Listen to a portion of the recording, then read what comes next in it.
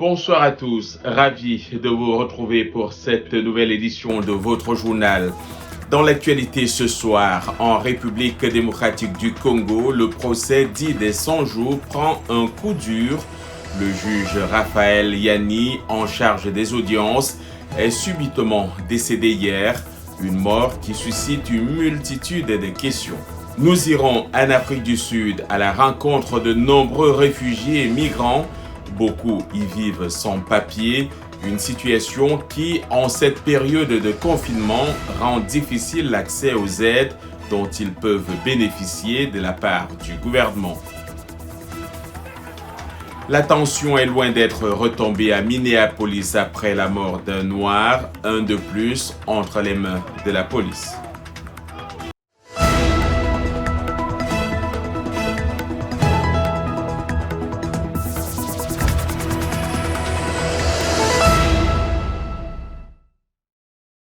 Une fois encore, bonsoir. Le financier présumé du génocide rwandais Félicien Kabuga devrait être transféré à Arusha quand les conditions seront réunies. C'est ce qu'a déclaré ce jeudi un juge du mécanisme des tribunaux pénaux internationaux à La Haye. Arrêté le 16 mai en banlieue parisienne après 25 ans de cavale, M. Kabuga a indiqué vouloir être jugé en France. Ses avocats ont bataillé mercredi devant la Cour d'appel de Paris pour tenter de s'opposer à la remise à la justice internationale de l'octogénaire. La Chambre d'instruction, qui doit examiner la validité du mandat d'arrêt, a annoncé qu'elle rendrait sa décision le 3 juin avant un ultime recours possible devant la Cour de cassation. Restons dans le domaine judiciaire avec ce coup de tonnerre en plein milieu d'un procès qui tient en haleine la République démocratique du Congo et notamment la capitale Kinshasa. Le juge Raphaël Yanni, qui dirigeait le procès dit des 100 jours, est mort subitement au petit matin du 27 mai et les questions fusent. Les Congolais suivaient à la télévision les interrogatoires menés par le juge. Face à lui, des prévenus de haut rang, dont le directeur de cabinet du président Félix Tshisekedi. Davantage avec Anastasie Tudièche. C'est un homme mort pour la nation. Quant à l'argent, il faut nous le rendre. Chaque Congolais a un pourcentage dessus. Il ne leur appartient pas. L'émotion et la colère prévalent à Kinshasa après la disparition du juge Raphaël Yanni, certaines sources proches du dossier parlant d'empoisonnement. Le magistrat était unanimement loué pour son intégrité. Par le passé, il a eu à présider beaucoup de chambres qui ont examiné les affaires liées à la corruption et les décisions ont été vraiment des décisions justes et équitables. Nous pensions que dans les dossiers portant sur les 100 jours, il allait encore jouer le même rôle pour le bien des Congolais. Avocat et membre de la célèbre ONG de défense des droits de l'homme ACAJ pour Association congolaise pour l'accès à la justice, Georges Kapiamba déplore la disparition d'un profil unique alors que le pays vit une séquence politique sans précédent. Le président Félix Tshisekedi a lancé un signal, un message fort, à la fois aux dirigeants, mais aussi aux magistrats pour dire « Moi, je vous donne l'exemple en m'abstenant d'interférer ou d'intervenir pour mon allié politique principal qui est mis en cause, à savoir M. Vital Kamerhe. Ça ne s'était jamais fait ou ça n'a jamais été connu en République démocratique du Congo depuis son indépendance. Je pense que c'est un bel exemple pour notre pays. Vraiment que ça. Un officiel en fonction des circuits directeurs des cabinets du chef de l'État a accepté de coopérer avec la justice parce que M. Kamerhe, dans l'état où il se trouve, en prison, il est en train de coopérer avec la justice. John Kaboto est l'un des quelques 40 avocats qui défendent Vital Kamerhe, le directeur de cabinet du président Tshisekedi, accusé avec 2 autres personnes du détournement de près de 50 millions de dollars et qui risque 20 ans de prison. Monsieur Kaboto l'affirme, son client est très attristé par la disparition du juge Yanni, qui entraînera nécessairement le report de la 3e audience du procès, initialement prévue le 3 juin. Alors que tout le monde, le peuple congolais, nous souhaitions que le 3 juin prochain, que nous suivions la déposition des témoins à charge et à décharge qui étaient en grand nombre cités par les dits tribunaux.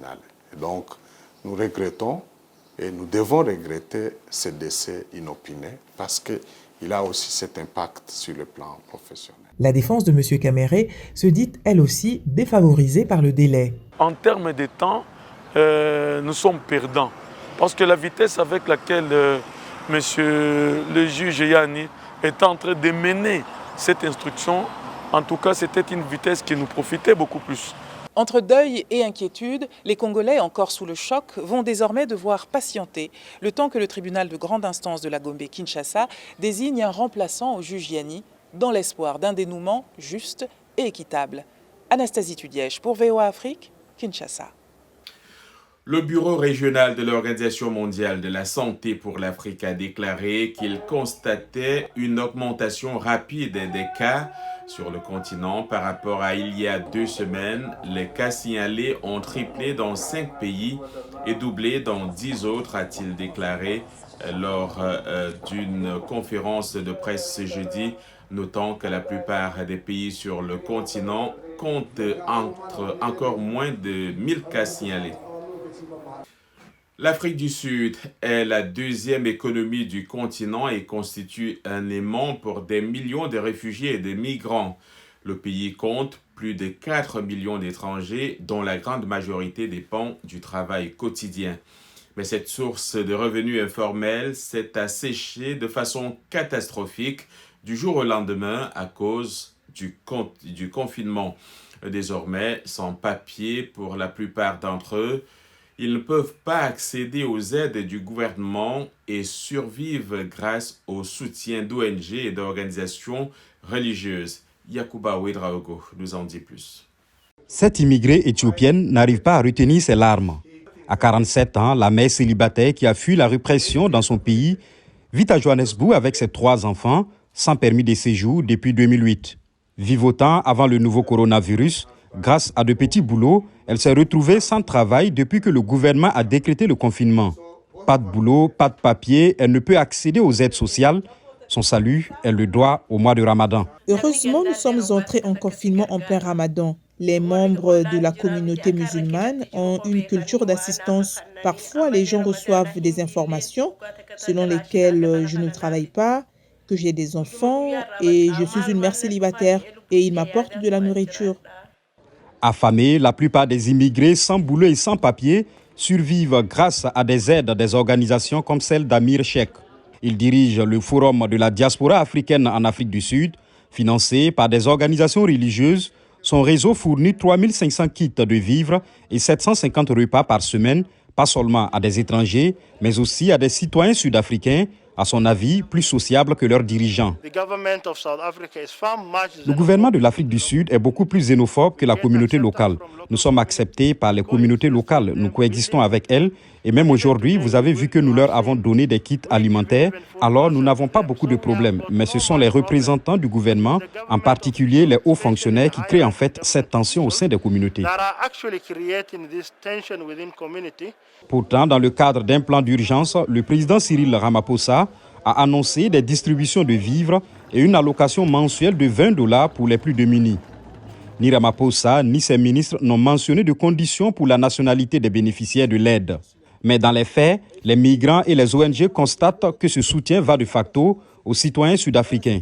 Nous avons un grand nombre de citoyens sud-africains qui ne peuvent pas non plus accéder aux aides. Donc, ce dont nous avons besoin, c'est une réponse du gouvernement qui ne fasse pas de distinction ou de discrimination à l'égard des gens sur la base de la documentation. Pour sa défense, le gouvernement de ce pays, considéré par la Banque mondiale comme le plus inégalitaire au monde, affirme n'avoir exigé aucune preuve d'identité des bénéficiaires, mais de nombreux immigrants illégaux préfèrent garder leur distance par rapport à cette aide, redoutant qu'ils ne soient arrêtés par la police et renvoyés dans leur pays d'origine. Le Soudan du Sud a annoncé son premier cas d'infection au coronavirus il y a plusieurs semaines de cela, devenant ainsi l'un des derniers pays africains à confirmer un cas de Covid-19. Le malade était alors un membre du personnel des Nations Unies.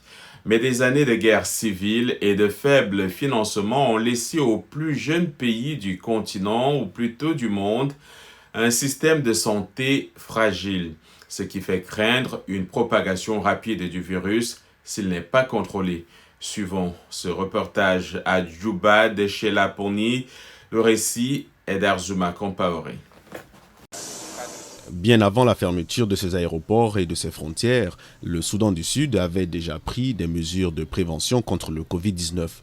Mais le trafic international régulier du personnel des Nations Unies et d'autres groupes d'aide a exposé le pays et un employé des Nations Unies a été la première personne infectée par le nouveau coronavirus. Et pour empêcher la propagation du virus, un groupe de travail dirigé par Riek Machar, premier vice-président du Soudan du Sud, a été mis sur pied. Le groupe de travail de haut niveau a mis en place des mesures de santé publique pertinentes au cours des 2 dernières semaines. La distanciation physique est le seul moyen de minimiser le risque de contracter et de transmettre la maladie. Le groupe de travail de haut niveau a mis en place des mesures de santé publique pertinentes au cours des 2 dernières semaines. La distanciation physique est le seul moyen de minimiser le risque de contracter et de transmettre la maladie. En fait, ça sera très difficile pour un pays comme le mien, le Soudan du Sud, parce qu'ici, il nous manque en fait beaucoup de choses, comme de l'eau. Nous devons nous battre pour trouver de l'eau et même sur les marchés. Il y a beaucoup de monde sur le marché. Ce sera très difficile pour nous. La Chine, où le virus a commencé, est lourdement implantée au Soudan du Sud et compte des centaines de soldats de maintien de la paix au service de la mission des Nations Unies. Dans une interview accordée en février, l'ambassadeur de Chine se disait engagé à soutenir le Soudan du Sud dans sa lutte contre le nouveau coronavirus. Depuis des années, nous renforçons les capacités des équipes médicales ici et jusqu'à présent, un grand nombre de personnes ont déjà reçu des formations en Chine et nous soutenons la construction de systèmes de contrôle sanitaire au Soudan du Sud. Mais des années de guerre civile au Soudan du Sud, le plus jeune pays d'Afrique, ont laissé le système de santé médiocre et sous-financé. Les autorités sud-soudanaises admettent qu'il n'y a que quelques respirateurs artificiels pour une population de 12 millions d'habitants. Les informations sur le coronavirus ne doivent pas faire paniquer les gens. Les gens doivent être vigilants et nous donner toutes les informations nécessaires concernant tout suspect dans le pays. Pour renforcer la distanciation sociale, le Soudan du Sud a imposé un couvre-feu nocturne et fermé les écoles, les églises et les mosquées. Mais les autorités affirment que davantage de soutien est nécessaire de la part des partenaires internationaux pour consolider son système de santé et empêcher ce virus de faire des ravages dans un pays encore marqué par des années de conflits. Plus de 5,6 millions de cas de Covid-19 ont été signalés dans le monde, ainsi qu'au moins 354 000 décès selon l'université Johns Hopkins. Ici aux États-Unis, le nombre de décès dus au Covid-19 a franchi le cap de 100 000. Et l'une des conséquences de la pandémie du nouveau coronavirus dans le monde, c'est bien entendu la famine. Ce jeudi, le Programme alimentaire mondial des Nations Unies estime que 13,7 millions de personnes pourraient souffrir d'une grave insécurité alimentaire en raison des effets du coronavirus cette année. Alors que la disponibilité des emplois et les économies diminuent, le PAM estime que le nombre de personnes actuellement confrontées à l'insécurité alimentaire, qui est de 3,4 millions, pourrait être multiplié par 4 en 2020. Des heurts ont opposé dans la nuit de mercredi à jeudi à Minneapolis la police à des manifestants qui protestaient pour la deuxième soirée consécutive contre la mort de George Floyd, un noir américain décédé lors d'une arrestation violente. Un homme a été tué par balle à marge des affrontements et pillages. Plus de précisions avec Gabi Dorsil. Suite à la mort de George Floyd, le chef de la police du Minnesota avait demandé aux manifestants de garder leur calme pour éviter les débordements de la veille. Mais de nouveaux affrontements ont éclaté dans la nuit. Medaria Arradondo, le chef de la police, a fait savoir lors d'une conférence de presse que son département ne cautionne pas les abus policiers. I was very steadfast and strong on what our department vision, values. J'ai toujours été très ferme sur la vision, les valeurs et le changement de culture que notre département de police allait mettre en avant. L'un de nos piliers est le respect de la vie humaine. Nous savons bien que le travail que nous faisons est dangereux, mais la plupart du temps, Il ne requiert aucun usage de la force. Encore une fois, j'aimerais présenter mes condoléances les plus sincères à la famille du défunt. Le chef de la police du Minnesota a également annoncé que les 4 policiers impliqués dans l'arrestation de M. Floyd ont été limogés mardi, mais laissés en liberté alors qu'une enquête a été ouverte. Le maire de Minneapolis, Jacob Frey, s'est demandé mercredi pourquoi l'homme qui a tué George Floyd n'était pas en prison. Et le président Donald Trump a tweeté avoir demandé au FBI et au ministère de la Justice de faire la lumière sur cette affaire triste et tragique, en assurant que justice sera rendue. Il s'est exprimé sur le sujet lors d'un déplacement en Floride. Un événement tragique, un événement très triste. Les policiers devraient-ils être poursuivis? Nous allons examiner les faits et nous aurons un rapport complet demain à notre retour et nous obtiendrons un rapport complet. C'est une très triste journée. À Minneapolis, la police a tiré des gaz lacrymogènes et formé une barricade humaine pour empêcher les manifestants de franchir la clôture entourant le commissariat. Alors qu'incendies et pillages se poursuivaient dans la nuit, un homme est décédé après avoir été touché par balle à proximité des manifestations. La police a arrêté une personne. Des manifestations pacifiques se sont déroulées dans d'autres endroits, notamment en Californie, à Los Angeles plus précisément, et dans tout le pays se multiplient les appels à ce que justice soit faite. Le lancement du premier vol habité de la société SpaceX a été reporté à samedi, 17 minutes avant l'heure prévue du décollage mercredi en raison du mauvais temps. Une décision prise par la société afin d'éviter tout accident. C'était un bel effort de l'équipe, nous comprenons, a déclaré l'astronaute Doug Hurley, qui était depuis 2 heures à l'intérieur de la capsule avec son coéquipier Bob Behnken. La prochaine tentative aura lieu samedi à 19h22 GMT. Vous regardez Le Monde aujourd'hui en direct de Washington sur VO Afrique.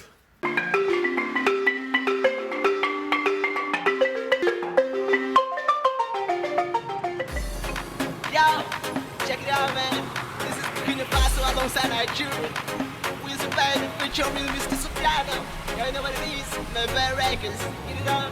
Too many haters started, I ain't gonna be here. I'm recording the fake track in my pen, I'll be paid. Never fun. Never fun. Never fun.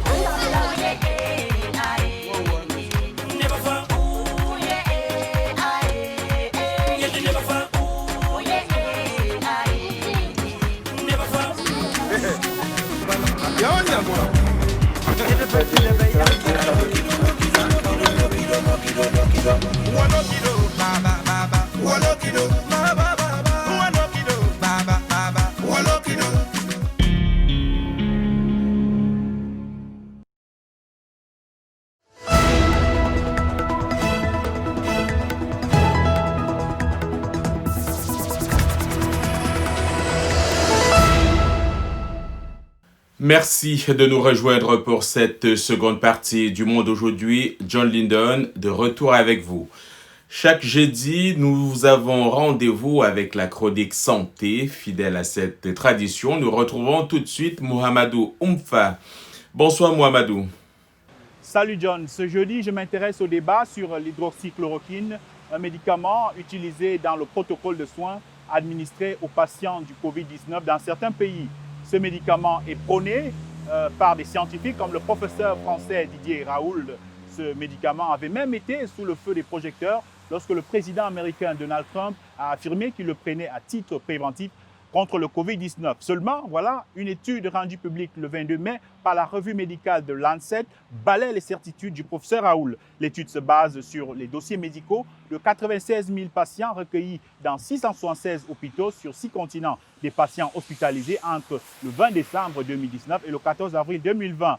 Les auteurs de l'étude expliquent n'avoir observé aucun avantage de l'hydroxychloroquine ou de la chloroquine sur les résultats hospitaliers. Bien au contraire, les auteurs disent avoir observé que 9,3% des personnes bénéficiant des soins courants sont décédées à l'hôpital, pendant que ce taux monte autour de 17% pour les patients sous chloroquine et hydroxychloroquine et avoisine même les 23% lorsque le traitement intègre un macrolide dont l'azithromycine. 3 jours après l'apparition de l'étude, l'OMS a décidé de suspendre par précaution les essais cliniques lancés sur l'hydroxychloroquine. Nous faisons confiance à la réalité, pas au big data mal maîtrisé, a réagi le professeur Raoult, pour qui les auteurs de l'étude se sont contentés de parcourir les dossiers médicaux alors que lui est au contact des patients et a déjà suivi et traité plus de 3600 personnes avec un taux de mortalité de 0,5%, le plus bas au monde selon lui.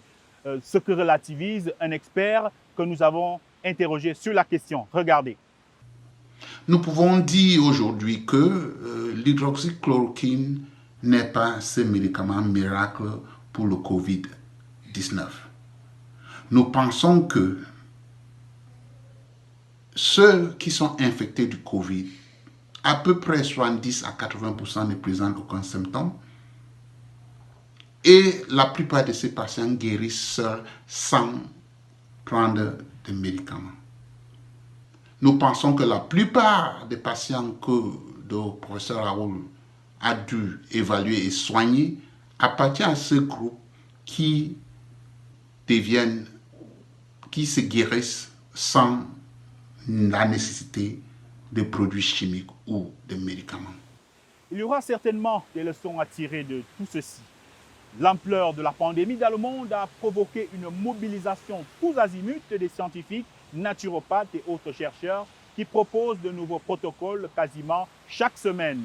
C'est la recherche, sa méthodologie qui semble ici chamboulée et pas nécessairement de la meilleure manière. Or, la recherche a besoin de sérénité, de temps et surtout des résultats convaincants. Voilà John pour notre chronique santé de ce jeudi. Toujours en santé, les femmes enceintes, du fait des changements physiologiques qu'elles subissent, sont particulièrement vulnérables aux infections virales et donc au nouveau coronavirus. Être positive, enceinte et positive au Covid-19 peut être très stressant. Pour Sedia Maroud, infirmière libérienne, ce fut une expérience traumatisante. Malgré sa guérison et la naissance de son bébé non infecté, elle continue de subir les regards soupçonneux et la stigmatisation du voisinage. Reportage de Mohamedou Oumfa. Début mai, alors qu'elle est enceinte de 8 mois, Sedia Marwolo suspecte qu'elle pourrait être atteinte du Covid-19 car son patron a été confirmé positif. Elle effectue donc à son tour un test de dépistage du nouveau coronavirus. Lorsque son résultat s'avère également positif, une équipe médicale débarque à son domicile pour la séparer du reste de sa famille. Sous le regard du voisinage, elle est amenée dans un hôpital de la capitale Monrovia, réservé aux patients du Covid-19. Sedia est prise de panique. Quand on m'a emmenée au centre de traitement, ma plus grande peur était pour mon bébé, parce qu'il est arrivé un moment où je ne le sentais plus bouger. Or, mon bébé a toujours été très actif. J'avais peur parce qu'il n'y avait pas de gynécologue, pas de sage-femme. Il n'y avait rien au centre pour vérifier mon état. Coupée de sa famille, privée de suivi gynécologique, Sedia fond en larmes et confie même avoir passé 2 jours sans s'alimenter. Sedia a le sentiment d'être dans une prison, un enfer. Elle va finalement trouver du réconfort auprès du Fonds des Nations Unies pour la population qui décide d'apporter un appui au centre. Conformément à nos missions, nous avons installé une maternité dans le centre. Nous avons veillé à ce que des sages-femmes soient disponibles et par conséquent, nous avons fourni tout le soutien nécessaire pour que Sedia soit suivie comme il le fallait. Un soutien décisif qui a permis à Sedia de guérir du Covid-19 et d'accoucher d'un bébé en bonne santé. La femme de 38 ans a depuis quitté le centre pour retourner chez elle. Mais c'est maintenant le regard du voisinage qu'elle et sa famille doivent affronter.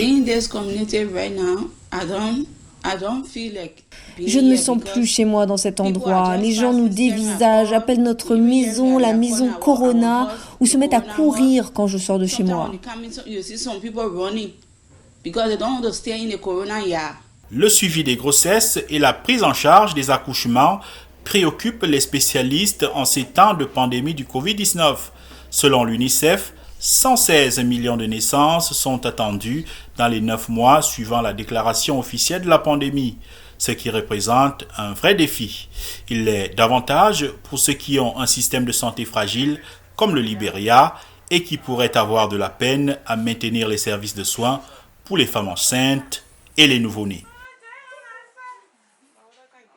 On part tout de suite au Sénégal où les agents de santé et les médecins en première ligne dans la lutte contre le nouveau coronavirus bénéficient depuis quelques semaines de repas livrés par de grands chefs. Voyons cela dans ce récit de Blanche Sanou. Les membres de l'Académie du Bocuse d'Or au Sénégal ont lancé une initiative pour réconforter les soignants en contact avec des cas de Covid-19 dans les hôpitaux de Dakar. Nous, on s'est dit, voilà, pourquoi ne pas essayer de mobiliser les chefs cuisiniers avec lesquels on travaille et essayer de donner un peu de plaisir et donner un peu de changer un peu le quotidien du personnel soignant qui est à pied d'œuvre dans la lutte et qui est en fait en première ligne dans la lutte contre le Covid puisque c'est eux qui soignent les patients atteints du Covid. Dans la cuisine, les chefs s'attellent dans la préparation des rations alimentaires avec des menus variés. On se dit on va faire des repas, on va contribuer, parce que là c'est des ressources personnelles de l'académie qu'on utilise pour faire ça. Et par rapport à ça, on se dit bon, on va participer au combat de cette manière. Les chefs cuisiniers délivrent les plats concoctés dans les différents hôpitaux de Dakar, un geste très apprécié par les bénéficiaires. Aujourd'hui, tout un chacun, que tous les citoyens peuvent apporter en tout cas leur pierre à l'édifice, peuvent en tout cas appuyer par rapport à la lutte contre le Covid-19. Et je pense vraiment, je salue. Vous avez réfléchi, qu'est-ce que moi, je ne suis pas personnel de santé, je ne vais pas prendre en charge des patients, mais qu'est-ce que je pourrais apporter dans la lutte contre le Covid-19 au niveau du Sénégal. Le président Macky Sall a annoncé le 11 mai un allègement des restrictions liées à la lutte contre la pandémie.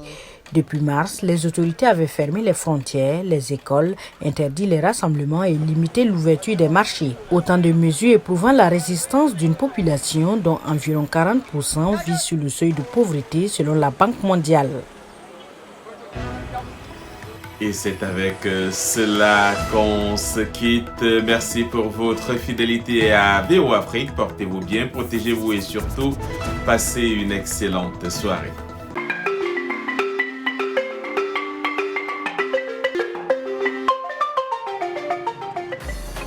Yo, check it out, man. This is Burkina Faso alongside Nigeria. We're surviving for your real Mr. Sofiano. You know what it is, the bad records. Get it on. Too many haters thought that I ain't gonna be here. I'm ignoring the fake track in my pain.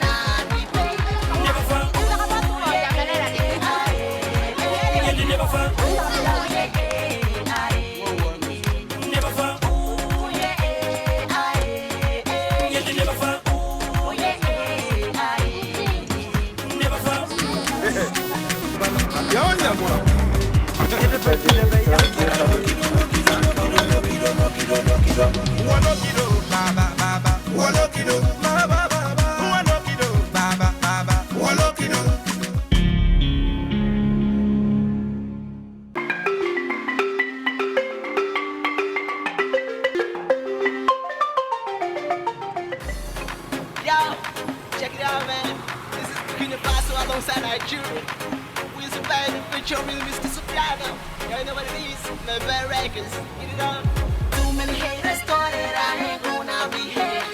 I'm ignoring the fake track in my pain.